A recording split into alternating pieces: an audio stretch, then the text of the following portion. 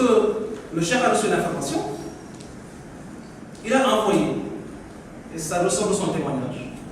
des éléments pour les choses. Ce qui a été fait, mais suivant des proportions qui dépassent de très loin le cadre normal du rejet d'une demande d'invitation. Parce que ce rejet a été finalement victime à ces deux personnes, a été finalement fatal à ces deux personnes. Ce témoin entendu nous a permis justement de remonter la filière pour identifier presque toutes les personnes qui ont pris part à cette correction. Une sorte d'expédition clinique. 10 d'entre elles ont été interpellées et sont actuellement à la brigade de recherche des Thiès en train d'être entendues. Pour couronner le tout, l'enquête a révélé qu'à la suite du repli des hommes de Barroso, les disciples de M. Bédiotoun qui étaient à l'intérieur de son domicile s'en sont pris au corps pour les traîner sur une distance de 1,5 km et les inhumer en pleine brousse. Non pas dans ce qu'on peut appeler une tombe, mais dans ce que je peux appeler un trou de rat. Ils les y ont enterrés et c'est justement ce trou-là qui a été finalement découvert par les enquêteurs. Lorsque les interpellations ont été faites et les premières auditions, dans le cadre de la première enquête sommaire qui a été effectuée, ont été recueillies, tout a révélé, tous les éléments de l'enquête, jusqu'à ce niveau-là,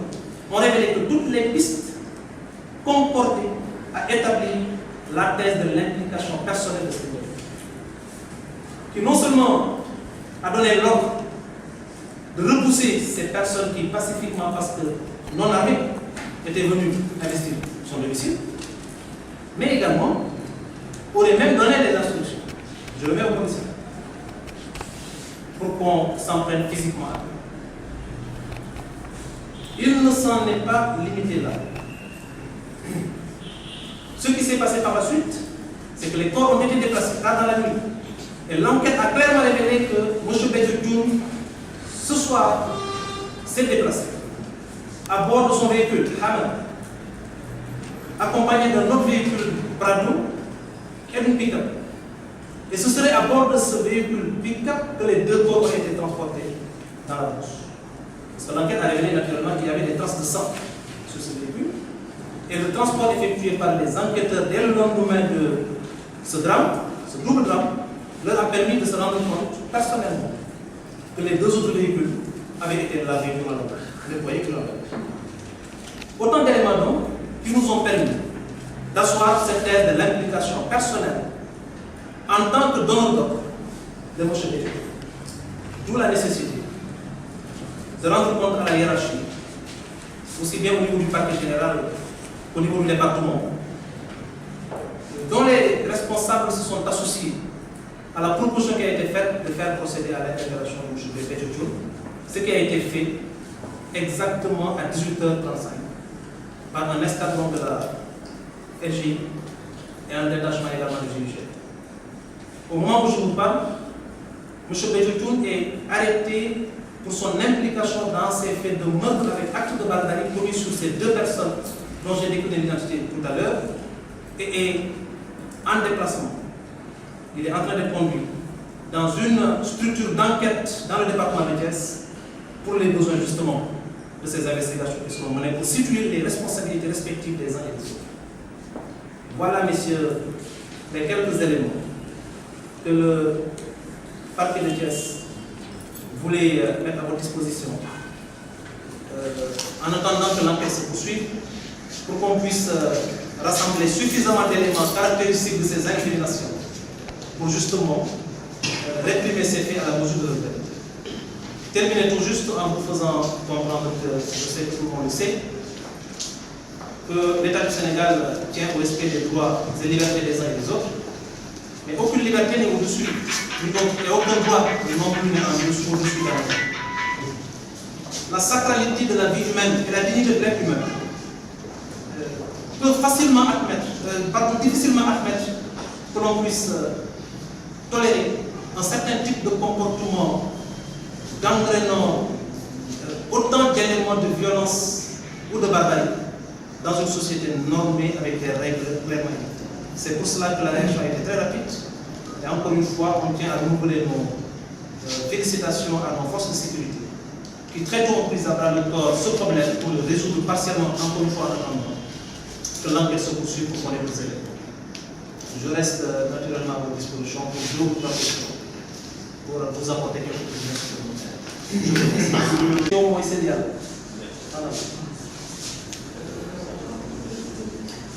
bi ñu yëgsee ñu tijji leen ñu toog di xaar ndax dañu leen wax ne toog leen ngeen xaar tuuti sëriñ bi dina génn am mbooloo mu jógee ci biti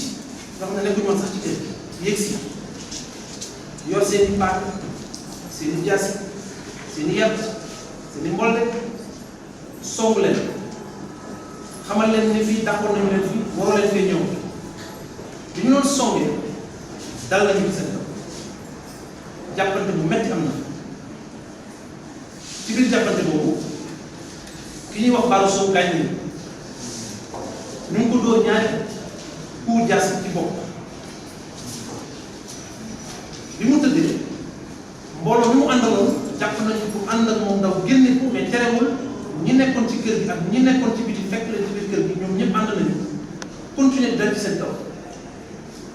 ci loolu la am kenn bokkoon ci taalibe Serigne Béthio génn ci biir kër gi yor fital boobu jëfandikoo na pour ko keneen kooku it dafa faat ñu koy wax wala tey ñoom ñaar ñooñu bi ñu tëddee seen mbokk yi ñu àndaloon ñemeetuñu taxaw ñu daw ci waxtu boobu nag lañ ko yëgal commandant brigade bi mu moom mu jël matuwaayam la ko war lépp mu def yëgal ko ñu ko war a yëgal ànd ak mbooloom jël ay jumtukaayam dem ci place boobu saytu ngir ñoom dem ci noonu it la ko yëgal ñeneen ñi nga xam ne bokk naa ñoom liggéey muy moroomi gendarme bi nga xam ne seen liggéey seen yitte lépp mooy sécuriser population ngir ñu daw ñëw ci place bi xool la bi ñu yegsee xool nañu gis nañu ne fii xaw na jaxas jàppante amoon na fi xeex bu métti sax amoon na fi ndax am na ay deret yu ñu fekk ci suuf waaye comme guddi woon na yoon mayu leen ci waxtu woowu ñu xóotal bu baax a baax li ñu mën mooy li ñu mën a jëfandikoo ci wàllu xam-xam ñu jëfandikoo ko pour sécuriser place bi ba lépp lu leen mën a may ñu leeral li xew mu bañ a réer ñu bañ ko effacer mu bañ disparaître ci anam yooyu donc lu ñuy ñëwee def la ñu war a def sécuriser li ñu war a sécuriser mais ci place bi jox nañ leen fa xibaar parce que jotaguñu woon xibaaru ne am na ñu faat bakkanam ci la ñu wax xibaar ne leen am na ñaar ñu faat seen bakkan information boobu waroon nañ ko vérifier mais comme leerul woon yoon mayu leen woon ñu dugg ci kër sëriñ bi di fa xool dara ndax code de procédure pénale bi nga xam ne ci la ñu sukkandiku ngir def suñu liggéey sart yi mu tëral ko kenn ku ci nekk li ngay def nga war ci teg sa tànk mayu leen ci lu leerul loo xam ne du enquête de flagrance ci wàllu faat bakkan moo xam crime la moo xam délit la ñuy am sañ-sañ wala jumtukaay yoo xam ne dafay ëpp loolu leen dem ba tax na dañu gelé liggéey daal di génn bàyyi di ñaan asamaan set ngir ñu mën a ñëw xool ko bi asamaan setee yegg si nañu ci place gis nañu ne ñoom la ñu yaakaaroon sax mbir mi ëpp na day ëpp na ndax gis nañ fa deret bu bare gannaaw deret ji gis nañu fay benn bu tax deret am ñu wax ca mbooloo ma ne lii mbuur la moo xam ne Baro Sow bi jiite woon ñi ñëwoon pour ziar moo ko sow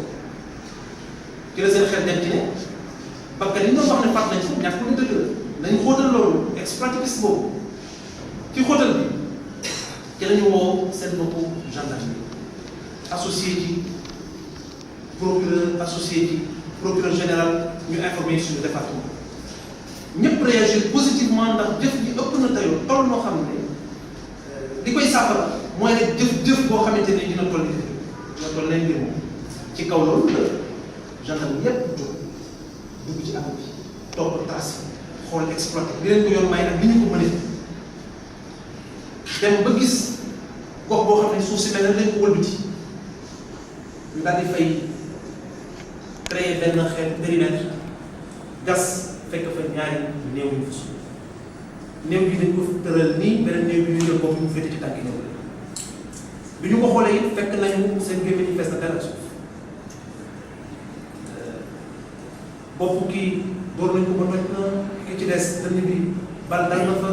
côté bi féetee faar yi am na ay bal yu fa fekk mbir daal moo xam ne ñoom jàpp nañ ci ne lii mënu doon accident la ñu leen waxoon ñu ko doon gëstu di ko saytu ñàkkul ne moo jural yi donc dëggal nañu information ba ñu jotoon ca njëlbeen investigation te lañ ko suul jël léegi def ci lañ ca war a def yóbbu ko fekk war a yóbbu ñu ngi seet pour defaral ñu koy docteur boo xam ne dinañu xamal ñi rey bi ñu leen rey ci yan anam la ak métit bi naka la def kay boobu dañ ko def ak enquête bi ñu def nag gannaaw bi ñu sukkandikee ci yooyu wane na ne am na ay tur yu bare bi ci ay nit ñoo xam ne ñoom ñoo def loolu ñii ñoo tiire ñeneen ñoo doon jaasi ji ñeneen ñi ñoo joxe ndigal yi ña ca des ñoom ñoo répercuté ndigal yi kenn fu ci nekk fi ñu toll ci enquête bi gendarme yaa ngi ciy def liggéey bu am solo am nañu idée ci sa niveau de responsabilité ci kaw loolu te lañu tàmbali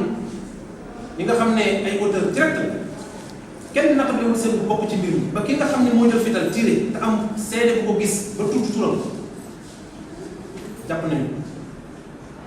ñeneen ñi nga xam ne it jege nañu monsieur Béthio Thioune bokk ci mbir mi def ci mbir yoo xam ne leer na nañ ba ñëpp teg seen bët jàpp nañu leen li desoon waroon seet ki nga xam ne moom dëkk ba moom gërëm mbir ma xewee ndax mbir mu mel noonu mën na xew ci gërëm te du ko yëg wala su ko yëgee it lan la ci def wala ndax sax bokkul ci ñi nga xam ne ñoo joxe ndigal ci def enquête bi ñu def wane na ne gannaaw éléments yi ñu dajale yépp moo xam seede la yu ñu am moo xam ay constatation yu def ne gis nañu ko ci guddi gi mbir mi xew mu nekk ci oto am ñu mu àndal ñu génn dem ba mu yàgg ne ñëwaat te oto yooyu demoon benn ci oto yi fekk nañ ci direct yeneen ñaari ba bokk na ci bi muy yëgoon moom raxas nañu leen ci guddi gi ci lañ ci sukkandiku déggoo ci ak gendarmerie bi nga xam ne mooy enquête bi déggoo ci ak suñu kilifa yi ci ne nañu ko déglu ci lañ ko déglu njëkk nañu waaye am nañu ay mbir yu bari yoo xam ne enquête bi fi mu toll moo tax mënuñu ko leer wane na daal ne moom mën nañu koo boole ci ne mbir mu ni mel kenn lay bind ci li ñu jotagul amagul ci enquête waxuñu ne dañ koy juger avant d'arrêter waxuñu ne dañu génn ay éléments di remettre en cause sa présomption d'innocence mais dañu wax ne matériellement jëf ci am na kenn mënu ko natt ndax am na ay nit yu ñu fàtt jël seen i néew génn ba 1 kilomètre 500 ci kër gi mu xewee gas ba mu xool suul kenn naatable wut ne bi loolu xewee am na ñu gis ñu génn guddi gi dem ñëwaat ñu am ay njort ndax yoon ci njort lay doxe ci waxtu yu ñu toll ci enquête njort mooy ay indices qui présence bi ñu sukkandikoo ci loolu lépp ba def recoupement yépp am nañ ci ay éléments yu leer yoo xam ne mën nañu jàpp ne ci enquête bi fi mu toll monsieur Béthio Thioune dañu ko war a woo wax ak moom laaj ko mu tontu te gendarme yi gannaaw loolu dinañ ko garder à vue yónnee dossier bi ñu jox ko juge d'instruction boo xam ne dina ko gëstu saytu ko xool mbir mi noonu naka la ko tëddee ngir techniquement ñu mën a établir les choses ci loolu laa leen di yëgal leen mbir mi démb la xew ci guddi boobu ba léegi kenn nelawul kenn toog bii 6 heures ci ngoon bi jot ci la gendarmerie def seen détachement ànd ak ñu war a àndal jël seen i matuwaay yépp yi leen yoon lañu lépp ci wàllu sécurité ci wàllu justice ci wàllu technique dem jàpp nañu ko andi nañu ko ba fi mu nekk nii ñu ngi ci place gendarmerie bu ñu koy enquêté moom mbooloo mu àndal fi may waxee ak yow am fukki nit ak benn yoo xam ne moom ci la bokk jàpp nañu leen ñu ngi leen laaj